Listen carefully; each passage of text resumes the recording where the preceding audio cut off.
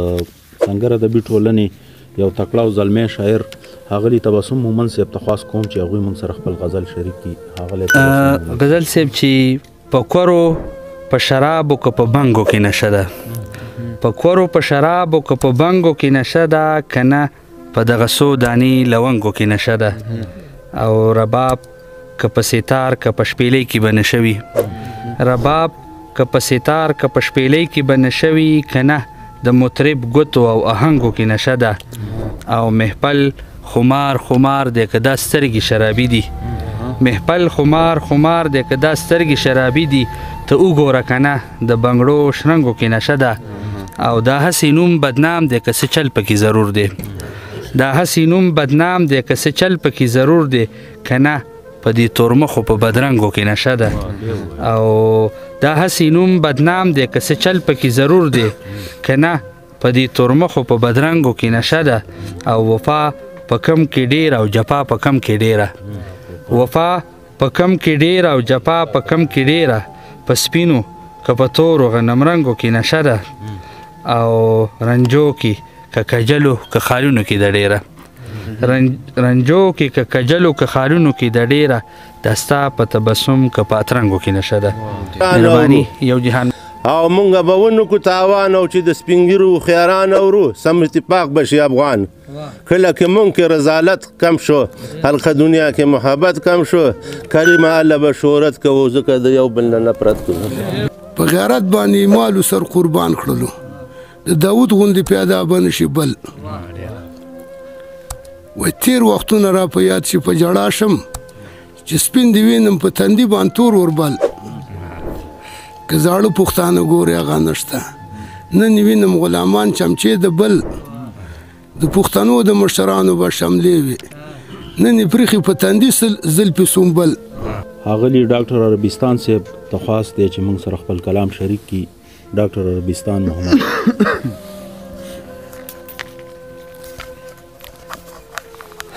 بسم الله الرحمن الرحیم. ټولو راغلو مېلمنو ته هرکلی ستړي مه شئ. السلام علیکم. یو رومانوي کلام دی، سنګر صاحب وایي ستا په عشق کې مې د زړه پاتې تاب نه دی، ستا په عشق کې مې د زړه پاتې تاب نه دی، تاب مې ختم پاتې هغه شباب نه دی. او نورې سترګې سپورې نشم زغملی، نورې سترګې سپورې نشم زغملی، هغه شان مې د زړګي پاتې تاب نه دی. او لا مې روغ زی زړه کې شته دی خوږه یاره، لا مې روغ زی زړه کې شته دی خوږه یاره، ستا د هجر اور کې سم لا کباب نه دی. او هر طرف ته رڼایي شوه خل حیران شو، هر طرف ته رڼایي شوه خل حیران شو، دا زیبا د جانان مخ دی محتاب نه دی. دې جونګړې ته ښه ډېرو شپو له راشه، دې جونګړې ته ښه ډېرو شپو له راشه، تږی زړه مې په دیدان لا سیراب نه دی. هسې نه چې پې دوکه شي یا زړګیه، هسې نه چې پې دوکه شي یا زړګیه، دغه ګل دی د ریدي څه ګلاب نه دی.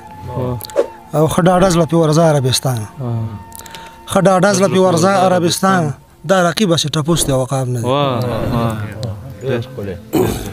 تکړه شاعر، مشهور شاعر او د غزل شاعر ښاغلي غزل مومند صاحب ته خواست کوو چې موږ سره خپل تازه کلامونه شریک کړي.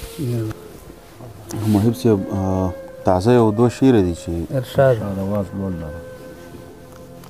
د خپلو خامو فیصلو به درته څه وایمه، د خپلو خامو فیصلو به درته څه وایمه، ورونه مې وبیلل د سرو زرو تمغه مې راوړه،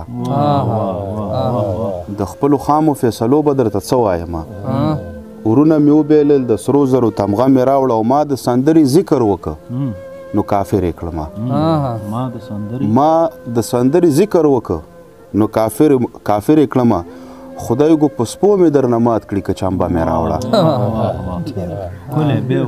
ما د سندرو ذکر وکړه نو کافر یې کړمه، خدای گو په سپو مې درنه مات کړي که چمبه مې راوړه. او